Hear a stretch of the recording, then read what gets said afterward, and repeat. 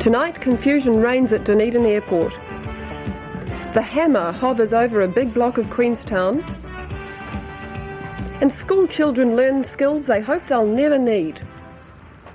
Good evening. Unemployment's hit the region hard today in a number of areas, and first up we have more on the fate of the Dunedin Airport Rescue Fire Service. With only 7 days before the Airways Corporation is due to take over the service, the firemen say there's total confusion over who's going to run it. All 8 of them were told yesterday they're to be made redundant. This is the present Rescue Fire Service at Dunedin Airport, staffed by 8 people. This is the future service, operated by only 3 people. Staff say the level of safety will definitely be decreased. Well, quite frankly, I'm quite horrified with the change that's taken place. I think that the situation as far as the airport safety is not good, that the standard of safety in future will be very low. Would you go so far as to say that it's actually a danger to fly into this airport? I think so, because one man and a small fire engine will have no chance of doing very much to rescue people from an aircraft as large as a 767. But staff are also concerned about their jobs. The Airways Corporation is meant to be taking over the contract to run this service from the end of the month. But yesterday the whole staff was told they're redundant, and the corporation's regional manager says it's considering pulling out of the job and handing the operation over to the Dunedin Airport Authority. It's just a state of confusion. What will happen if the negotiations aren't settled by April the 1st? Well, I wouldn't like to think. We won't know who our employer is, and one could assume that there won't be any firemen here at all. How do you feel about the way the staff have been treated over this issue? I think it's been atrocious. I think it's inhuman, the way that the men have been strung along, the lack of communication, and I think that as the state-owned enterprises have been charged with being good employers, I think they've failed miserably. What is going to happen on April the 1st if this whole thing hasn't been settled? Well, we were told yesterday that 8 men were going to be made redundant, and we looked at it and said, well, at midnight on the 31st of March, we'll be out of a job, and after 72 hours after that, if we're not back in business again, that the corporation will lose its licence and the airport will just have to close. It's a pity because it's Easter weekend. The Dunedin Airport Authority says it knows nothing about the handover nor about a meeting to discuss it tomorrow. The authority's chairman, Brian Arnold, says the corporation has a contract which he expects them to honour. Unemployment in Otago is up. Labour Department figures for February show an increase of 396 more people registered unemployed than in January. Dunedin's figure is up 317, Oamaru up 71 and Alexandra up 8. In Invercargill, though, there's been a drop of 263, taking the total down to 2,653 registered unemployed. And the total unemployed in Otago, 5,953, is almost 30% up on the same time last year. And still with unemployment, today Labour Department cuts throughout the country offered good news and bad news for the south. In Dunedin, where staff had been told to expect the worst, there will be more jobs. But bad news for Invercargill. 13 people will be made redundant. Michael Lynch with more details. The 50 or so staff at Invercargill's Labour Department were closeted behind closed doors this morning. As in other centres, the office was shut to give staff time to digest the upheaval. Many of those made redundant in Invercargill were involved in intensive counselling sessions this afternoon. The jobs lost ranged from health and safety inspectors to administration and to the immigration service. Otago staff were called to the Southern Cross Hotel in Dunedin this morning. As in Invercargill, the department office was closed. But while Dunedin is gaining 4 staff, 30 people have been told their present job descriptions are to change, and they'll have to reapply for the new jobs. The department says they should get jobs, but not necessarily in Dunedin. A $14 million plan to update tourist facilities at Milford Sound is to be recommended to the Minister of Conservation. The National Parks and Reserves Authority today chose an option for Milford, which it says values the ecology, allows for future expansion and gives visitors the most choice. And to Queenstown now, where the largest block of land ever auctioned in the tourist resort went under the hammer today.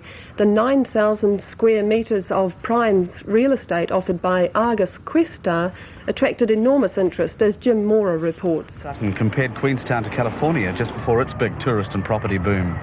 The land up for sale certainly presents a big opportunity for someone. 15 properties, 11 residential, 4 commercial. Potential use includes licensed premises, accommodation and commercial buildings. 9,000 square metres in the middle of Queenstown. See the statement once, ladies and gentlemen. $4,850,000. 4.95. 4.95. Thank you, sir. At 4.950. Somebody make it $5 million. This is your chance. Interest in the property came from throughout New Zealand and from overseas, but it seems that these well-moneyed land speculators don't like to do deals on the auction floor. Only 2 or 3 bids were received, the property was passed in, and it seems the potential buyers will haggle among themselves later in back rooms about who's going to buy the property. At last report, talks were still going on, and it certainly looked a lovely day in Queenstown, as it was in many parts of the region. Half Moon Bay, showers 11, Invercargill cloudy 13, Gore partly cloudy 16, Balclutha overcast 15, Dunedin partly cloudy 16, Palmerston fine and 17, Oamaru partly cloudy 13. Kurau fine and 17, Ranfurly 20, Queenstown fine and 17, Alexandra fine 18, Taiano overcast and 15. And the expected highs for tomorrow are Dunedin 15 and Invercargill 15 degrees. More than 100 Standard 4 Dunedin school children were falling over themselves today to learn basic civil defence survival.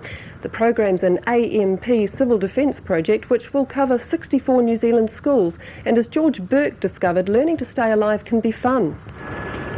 Earthquakes of the force which rocked the Bay of Plenty last year are on the cards at any time in New Zealand.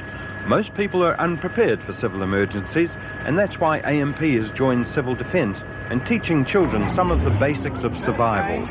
4 Dunedin schools took part today, with the program including games and short talks by Red Cross, the Fire Service and Civil Defence. But the games the children played had a serious side. Learning how to carry a stretcher is important, but it's likely you'd suffer more injury at the hands of these stretcher bearers. But it was a lot of fun, especially the exercise where 2 barrels and a ladder were used to simulate the gap between buildings. Okay, I'm holding it. Quickly go. We hold it strong.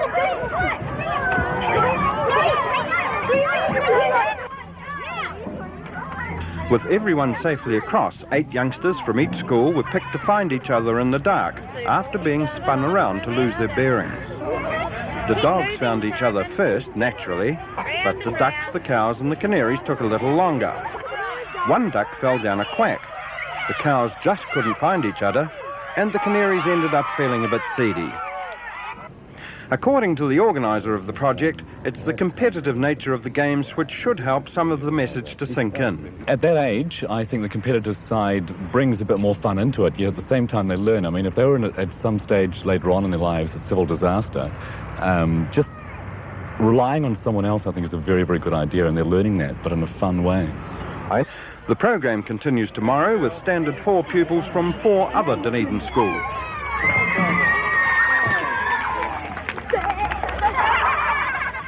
And those youngsters aren't the only ones finding their lessons taking a new twist. The first bilingual class to be set up in the region is underway at Brockville School. Bernard Buck's been along to see how it works and why Brockville was chosen for the class.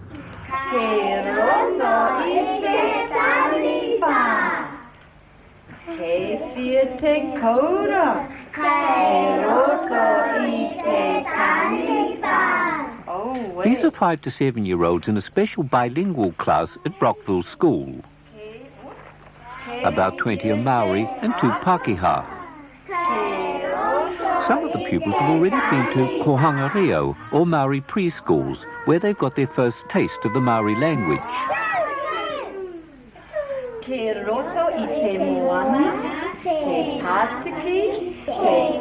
The new bilingual class is meant to be a follow-on from Kohanga Reo.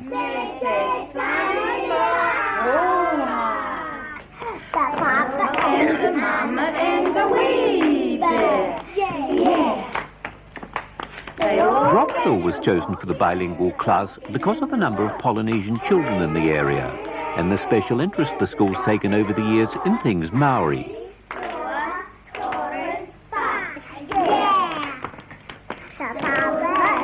At one time, the proposed Maori syllabus was tested at Brockville, and more recently, the school's taken on a Maori language assistant.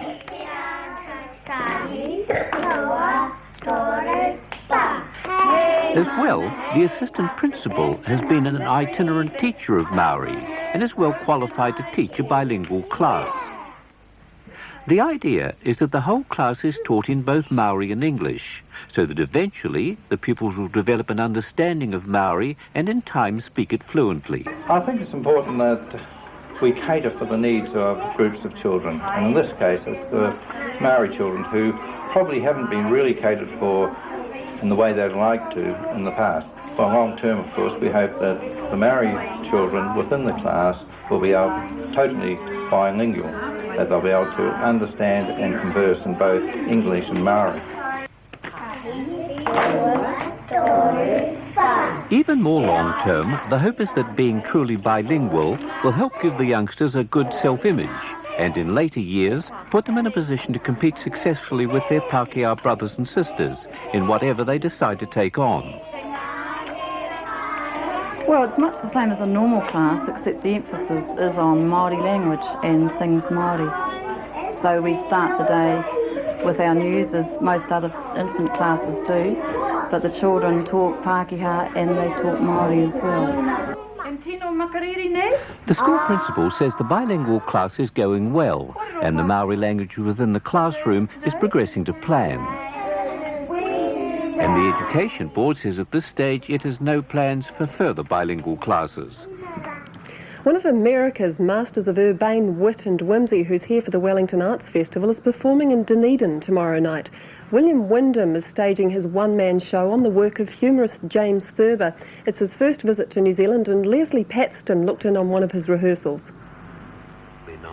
Stage performance is actor William Windom's favourite medium, but he's also well known for his television and film roles in productions like To Kill a Mockingbird, My World and Welcome to It, The Farmer's Daughter, and most recently as the Doctor in Murder, She Wrote. Now he's touring his one-man show on Thurber, an American humorist. Windom's been presenting the writer's whimsical characters and philosophies for some years now. Oh, my friends, be warned by me that breakfast, dinner, lunch, and tea are all the human frame requires. With that, the wretched child expires. And if you believe that's Thurber, well, you'd be wrong, wouldn't you? No, I did this for you because I don't want to give away part of my show. While Windom was reluctant to reveal any of his performance, he was happy to explain what Thurber's all about. He discusses and articulates on the relationship of people to each other, whether they're men and women or grown-ups and children,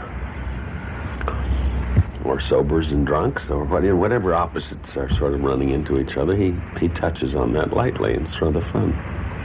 You've been performing him for a long time now. Do you ever get bored with it? Not with a new audience.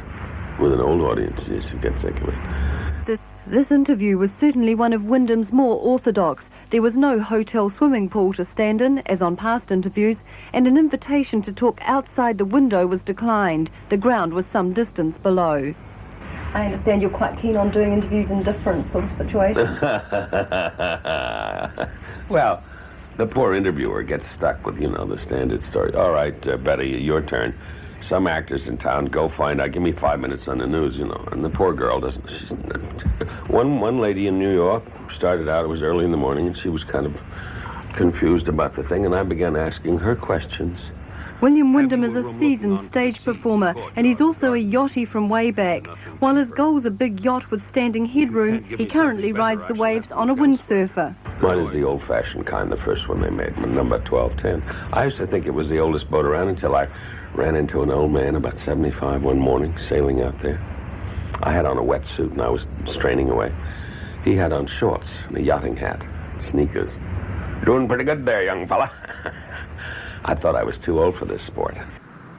The promoters say Windom's the most distinguished actor to come to Dunedin in the past decade.